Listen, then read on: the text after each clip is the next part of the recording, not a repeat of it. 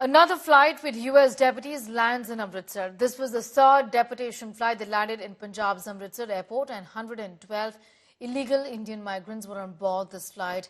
Before this, two flights had previously landed in Amritsar itself.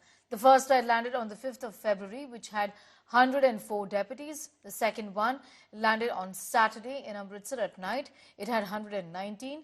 The deputies once again revealed that they were handcuffed and their legs were chained by the US authorities.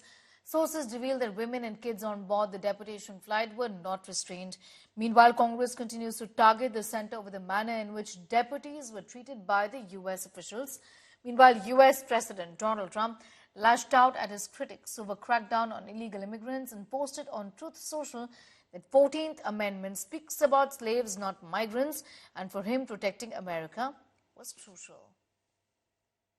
हमारे जमीन पर हमारे लोगों को America जंजीरें डालकर सिखों की पगड़ी उतारकर नीचे उतार रहे हैं कि हमारे देश के नागरिक है, हमारा खून है, उनको इस प्रकार से अपमानित करके अमृतसर में बेड़िया डालकर हमारे जमीन पर उतार रहे अमेरिका।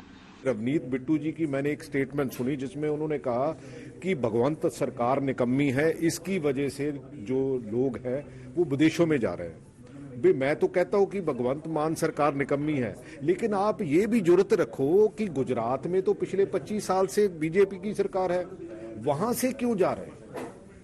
वो मॉडल तो इन्होंने पूरे देश में जो है वो लॉन्च किया है कि हाँ भाई गुजरात मॉडल। अच्छा, गुजरात मॉडल पिछले 25 साल में अगर इनकी सरकार इतनी अच्छी है तो वहां का यूथ क्यों जो है वो अमेरिका में या किसी और देशों में जा रहा है? लेकिन अनफॉर्चुनेट है कि ये कोई भी जिम्मेवारी लेने को तैयार नहीं है। प्रश्न उठना चाहिए कि पंजाब से ऐसे लोगों को जाने की क्या जरूरत पड़ रही है, और जो लोग उन्हें ऐसे भेज रहे हैं उन पर क्या कार्रवाई की वहां की सरकार ने?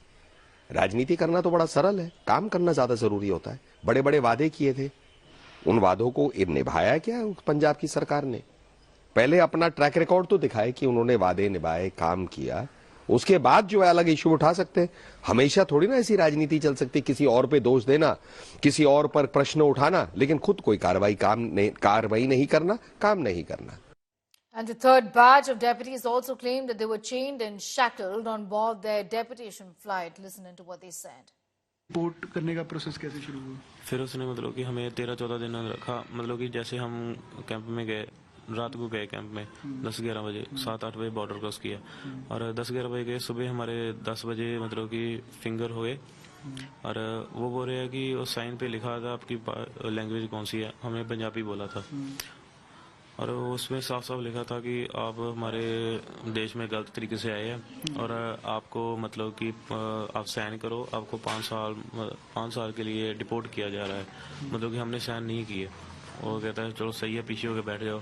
बैठ के मतलब कि 13-14 दिन के बाद मतलब कि ऐसे हमें मतलब कि बताया नहीं था, हाथ गड़ियाँ लगा रहे थे, मतलब हमें ले जा रहे थे। मतलब आप पूरा टाइम डिटेंशन में कितने दिन रहोगे? 1 महीना, 1.5 महीना? 13-14 दिन। 13-14 दिन मतलब कल आने के पहले 13-14 दिन आप डिटेन ही थे तो हाँ। उसमें कोई मारा पीटा या कुछ ऐसा तो नहीं मतलब कि मेंटली टॉर्चर था और कुछ नहीं था। मेंटली टॉर्चर मतलब कि जैसे एसी फुल कर देना, मतलब कि एक लिफाफा होता है जो सिल्वर पेपर होता है, वैसे लिफाफा में हमको रात ऊपर लेने के लिए देते थे। ऊपर मतलब कि कोई हीटर जैसी लाइट थी, और जब लिफाफा ऊपर लेते थे हीटर की लाइट से मतलब कि हाँ चमड़ी को सेक पड़ता था। फिर मेरी एजेंट ਨਾਲ ਗੱਲਬਾਤ ਹੋਈ ਕਿਸੇ ਬੰਦੇ ਦੇ ਥਰੂ ਵੀ ਇਦਾਂ ਕਰਕੇ ਮਤਲਬ ਬਾਹਰ ਜਾਣਾ ਹੈ। ਉਹ ਫਿਰ ਮੈਨੂੰ ਇਹ ਕਹਿੰਦਾ ਹੈ ਵੀ ਐ ਕਰ ਤੈਨੂੰ 1 ਮਹੀਨੇ ਦੇ ਵਿੱਚ ਤੈਨੂੰ ਮਤਲਬ ਅਮਰੀਕਾ ਐਂਟਰ ਕਰਵਾ ਦਾਂਗੇ। ਉਦਾਂ ਨਾ ਮੇਰੀ 40 ਲੱਖ ਰੁਪਏ ਦੇ ਵਿੱਚ ਗੱਲ ਹੋਈ ਸੀ ਪਹਿਲੋਂ, ਤੇ ਬਾਅਦ ਵਿੱਚ ਉਹ ਕਹਿੰਦਾ ਕਿ ਅਗਰ ਸੇਫ ਕਢਾਉਣੇ ਆ ਨਾ ਤੈਨੂੰ ਸੇਫ ਦਾ ਮਤਲਬ ਕਿ ਪੁਲਿਸ ਤੋਂ ਚੋਰੀ ਛਿਪੇ ਕਢਾਵਾਂਗੇ ਤੇ 14 ਲੱਖ ਰੁਪਇਆ ਅਲੱਗ ਤੋਂ ਲੱਗੂਗਾ। ਤੇ ਮੈਂ ਚਲੋ ਠੀਕ ਆ। ਇਹਨਾਂ ਨੇ ਫਿਰ ਮੈਨੂੰ 13 ਅਗਸਤ ਨੂੰ ਮੇਰੀ ਫਲਾਈਟ ਹੋ ਗਈ ਸੀ। ਜਦੋਂ ਕ੍ਰੋਸਿੰਗ ਕਰੀਦੀ ਆ ਨਾ ਉਥੋਂ ਬੰਦਾ ਖੁਦ ਹੈਂਡ ਓਵਰ ਹੁੰਦਾ ਪੁਲਿਸ ਦੇ ਹੱਥ ਵੀ ਮੈਨੂੰ ਫੜ ਕੇ ਲੈ ਜਾਓ, ਕਿਉਂਕਿ ਇਹਨਾਂ ਨੂੰ ਹੁੰਦਾ ਕਿ ਇਹਨਾਂ ਨੂੰ ਫੜ ਕੇ ਲੈ ਜਾਣਾ, ਉੱਥੇ ਜਾ ਕੇ ਇਹਨਾਂ ਦੇ ਫਿੰਗਰਪ੍ਰਿੰਟ ਕਰਾਉਣੇ ਆ, ਕਿਸੇ ਨਾ ਕੋਈ ਬਿਆਨ ਦੇ ਦੇਣਾ ਆ ਕਿ ਮੈਨੂੰ ਮੇਰੇ ਆਂਢੀ ਗੁਆਂਢੀ ਤੋਂ ਖਤਰਾ ਆ ਜਾਂ ਮੇਰਾ ਉੱਥੇ ਲੜਾਈ ਝਗੜਾ ਆ, ਕੱਲ ਨੂੰ ਮੈਂ ਕਿਤੇ ਕੰਮ ਕੂਰ ਤੇ ਜਾਊਂਗਾ, ਕਿਤੇ ਹਮਲਾ ਕਰਾ ਦੋਗੇ, ਤੇ ਉੱਥੇ ਬੰਦਾ ਆਪਣੇ ਮਾੜੇ ਮੋਟੇ ਬਿਆਨ ਦੇ ਕੇ ਨਾ ਫਿਰ ਉੱਥੋਂ ਬੰਦਾ ਛੁੱਟ ਜਾਂਦਾ ਆ, ਉੱਥੇ ਅਸਾਲਮ ਲੈ ਲੈਂਦਾ, ਅਸਾਲਮ ਮਿਲ ਜਾਂਦੀ ਆ। ਇੱਕ ਹੱਥ ਘੜੀਆਂ ਲਿਆ ਕੇ ਲਿਆ ਰਹੇ, ਇਹਨਾਂ ਕੋਈ ਜੁਰਮ ਥੋੜਾ ਕੀਤਾ ਜੀ। ਇਹ ਜੁਰਮ ਨਹੀਂ ਕਿ ਉੱਥੋਂ ਹੁਣ ਉਹਨਾਂ ਨੂੰ ਪਤਾ ਲੱਗ ਗਿਆ ਸਾਡਾ ਰੌਲਾ ਪੈ ਗਿਆ, ਉਹ ਪਿੱਛੋਂ ਹੀ ਇਹਨਾਂ ਦੀਆਂ ਹੱਥ ਘੜੀਆਂ ਲਾਈ ਜਾ ਰਹੇ। ਲੇਕਿਨ ਹੱਥ ਘੜੀਆਂ ਲਾਉਣ ਕਿਉਂ? ਇਹਨਾਂ ਕੋਈ ਜੁਰਮ ਥੋੜਾ ਕੀਤਾ। ਜੇ ਉਹ ਹੁਣ ਅਮਰੀਕਾ ਵਾਲੇ ਇੱਥੇ ਆਉਂਦੇ ਤੇ ਫਿਰ ਅਸੀਂ ਉਹਨਾਂ ਦੇ ਹੱਥ ਘੜੀਆਂ ਲਾਈਏ? ਸਾਡੇ ਮੋਦੀ ਸਾਹਿਬ ਨੂੰ ਚਾਹੀਦਾ ਉੱਥੇ ਸਿਰਫ ਇਦਾਂ ਨਾ ਕਰਕੇ ਆਉਣ, ਦਿਖਾਵਾ ਨਾ ਕਰਕੇ ਆਉਣ, ਜਿਹੜਾ ਕੋਈ ਸਟ੍ਰਿਕਟ ਫੈਸਲਾ ਲੈ ਕੇ ਆਉਣ ਕਿ ਜੋ ਆਉਣ ਵਾਲੇ ਬੱਚਿਆਂ ਦਾ ਫਿਊਚਰ ਬਣੇ। ਨਾਲੇ ਮੈਂ SGPC ਨੂੰ ਤੇ ਆਪਣੀ ਪੰਜਾਬ ਸਰਕਾਰ ਨੂੰ ਵੀ ਅਪੀਲ ਕਰਾਂਗਾ ਕਿ ਇਹਨਾਂ ਲੋਕਾਂ ਦਾ ਕੋਈ ਬਣਦਾ ਰੋਜ਼ਗਾਰ ਦਿੱਤਾ ਜਾਵੇ, ਇਹਨਾਂ ਨੂੰ ਛੋਟੀ ਮੋਟੀ ਕੋਈ ਨੌਕਰੀ ਦਿੱਤੀ ਜਾਵੇ।